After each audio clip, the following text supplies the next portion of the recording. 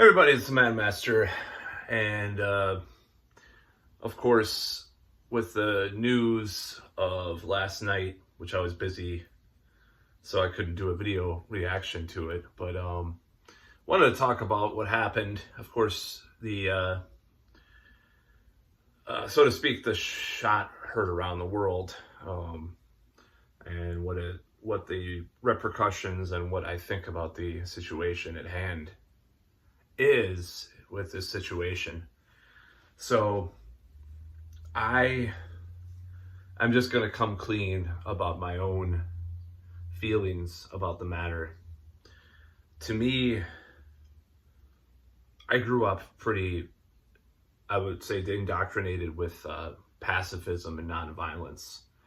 Now, there was a lot of acrimony towards certain groups politically that I was also raised with. So sometimes maybe some of these things were contradictory at times in a certain way.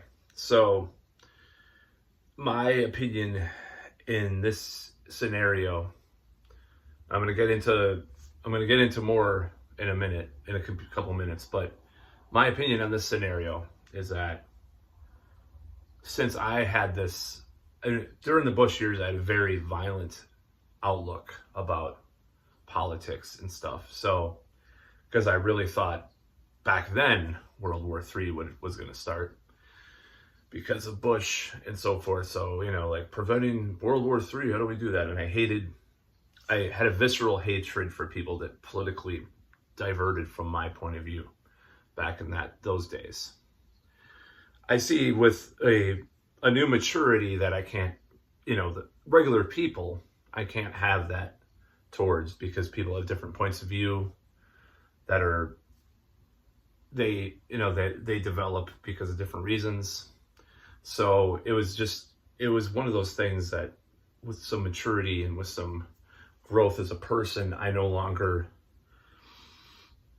hold those types of views towards other people. Now, the past few years, I kind of went the other direction in a certain way, because I hated the people that were ostensibly, supposedly on my side, because they were ignoring a lot of things that were going on with our side and what the direction they were going, the mainstream at least, were going in.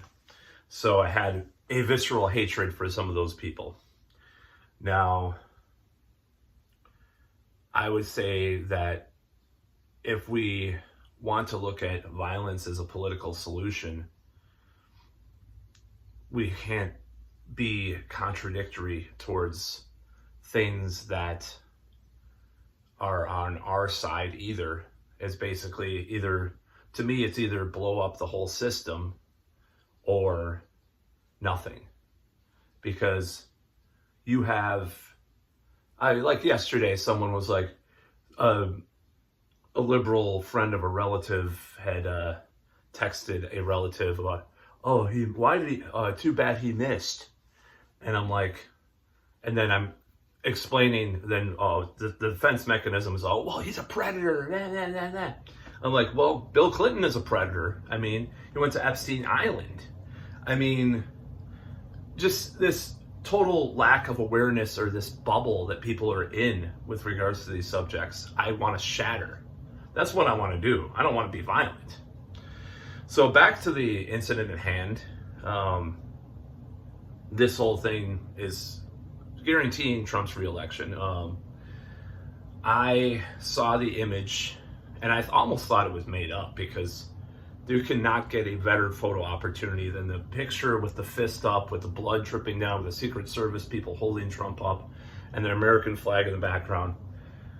I felt a visceral feeling of, I don't even know what to call it. This propaganda and indoctrination has been, thrown at me my whole life. So I felt something that I should have felt back in the day about 9/11 images, supposedly. I actually felt that way about that image. I was like, oh, there's something just very powerful, very mimetic and magical, in a cult sense about that image. So it's going to be the thumbnail of this video, of course.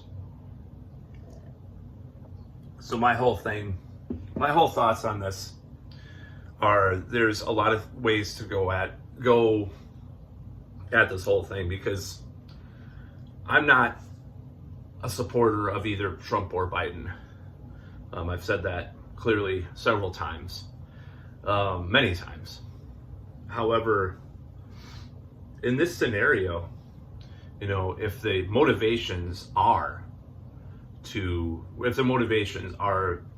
of a more nefarious nature because, Trump has talked about shattering NATO and all this stuff, and the thing is, he probably would contradict himself a couple days later and say, "Oh no, I want to strengthen our alliances," because he has a very Gemini mind. He'll contradict himself a lot. So just like, I know that mind because that's me too. So, but I don't know. So you can see from both sides, that's the whole thing. I also like, speaking of that, the first thing I thought of when this happened, one of the first things is the Buzzcocks song, Shot by Both Sides. I think that's a great song about politics, because it's like you're put in this position where you can't win either way from certain points of view. I think it's an ingenious song. I think they're an awesome band, by the way. I recommend the Buzzcocks. I mean, as far as I've been listening to the Damned and the Buzzcocks. I only have one Buzzcocks album. I should probably try to check them out. It's they're great, their singles or greatest hits or whatever. It's a really long album version of that, but it's still only that. And I'd say the Misfits basically took the Damned and the Buzzcocks and the Ramones and, kind of a little bit of 50s Cramps kind of vibe and mixed it together. Great band, all great bands, by the way, but just as a musical side note. So we can approach this thing from many different angles. Did the deep state do this? Did they how they did back in the day with the FBI? They get this unstable individual and then kind of coax him into doing something, and then try to do whatever. Let's just go call a spade a spade. It's quite possible. I'm agnostic about the reasoning behind this whole thing. Because I'm open to anything. I'm open to one lone crazy gunman, never Trumper, because apparently he was a registered Republican guy that did this, or leftoid, as people call him. I'm open to that. I'm open to the deep state theory. I'm open to a lot of things. Now, there's some talk about Secret Service detail being denied, some of it, in the campaign from the Biden administration or the government. There's some talk about various things like that, that they didn't do the greatest job at this. Now, I know for a fact this is just going to feed the conspiracy people, because they've been saying that this is going to happen for even probably before the Biden was elected.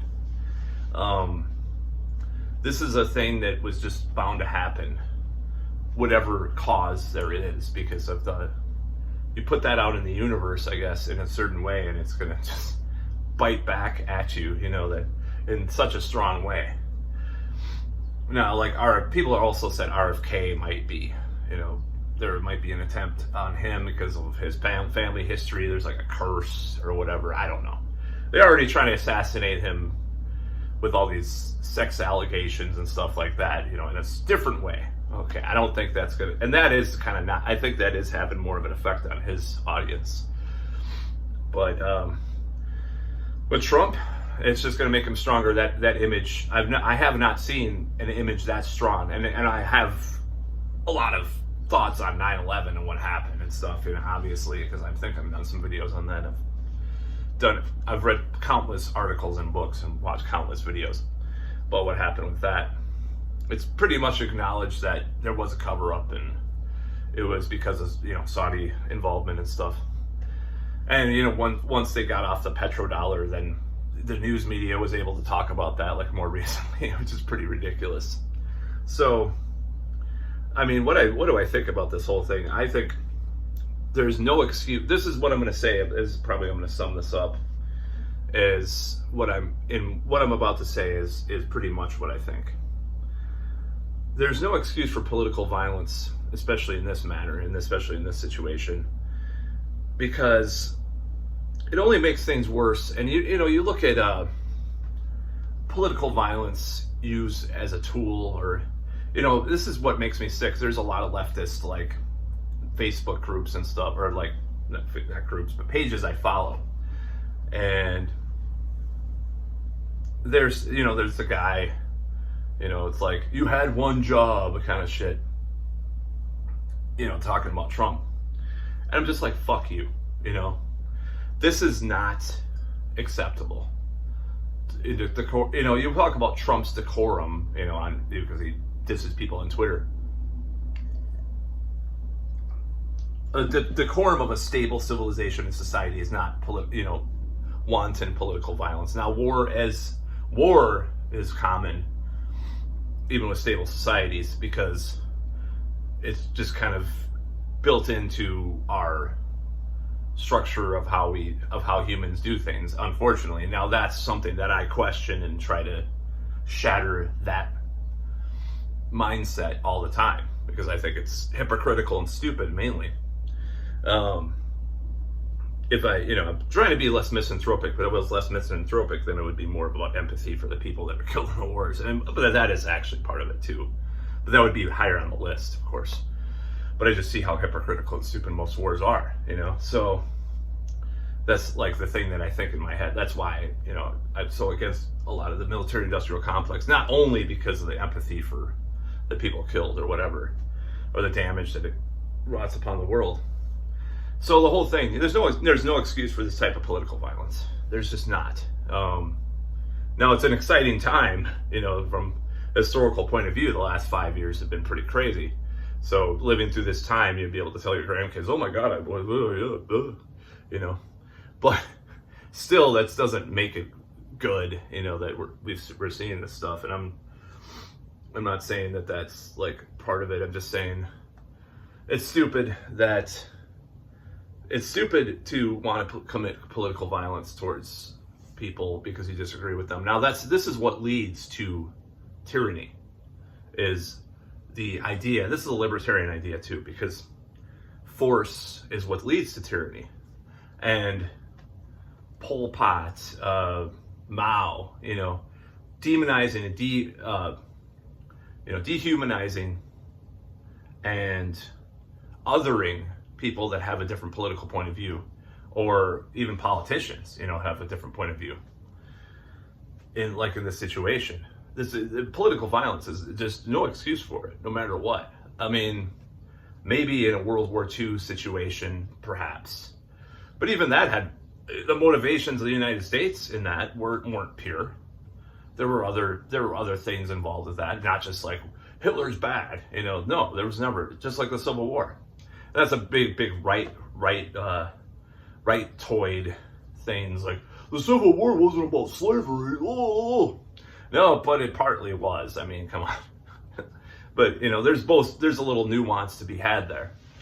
But yeah, there's no excuse for this political violence, and it's just sickening to see people celebrate this. Now, as far as my own feelings about the matter, from a purely aesthetic point of view, as someone who appreciates aesthetic, who's considered a creative person, I don't really like to call myself that, but people call me that. Anna Kachian would call me an artist, because she thinks people like me are artists. People of my astrological delineation, by the way. She does think that.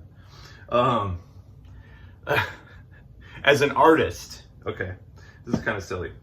As an artist, the whole image of the American flag in the background, actually okay, so this is like part of my 9/11, what's it called? My premonition that I had that about 9/11, like a few weeks before it happened, was really weird. Like the flag was all, like all this. The flag in this case was like straight on, like in the sky, and the blue sky in the background, and the fist up in the air, and the look on his face, defiant face. and the blood dripping down, the Secret Service, like the woman, it was almost like I mean, this is like the people that think Trump is the Antichrist will think even more, because like it looks like Mother Mary, like lifting the Secret Service, the woman lifting him up, you know, like Jesus. I'm like, you can't get any fucking better than that. Like, as far as an image, it's just extremely, extremely deep kind of meaning and symbolic meaning with that image. I don't know who the hell took that picture. I didn't even know, like, it was like from below, because you couldn't see that, you know, when you were watching the rally on TV or whatever. So it's going to be the image of the century, you know. So yeah, people are going to be going crazy. Like, people that I know that think Trump is the Antichrist be like, oh, finally Jesus is going to come back, but we're going to have to go through this shit for 8 years. Like some bullshit like that. Of course they believe that shit. I don't really believe in it. Now, it could be true. I don't know. But anyways, pretty crazy historical moment. That's about all.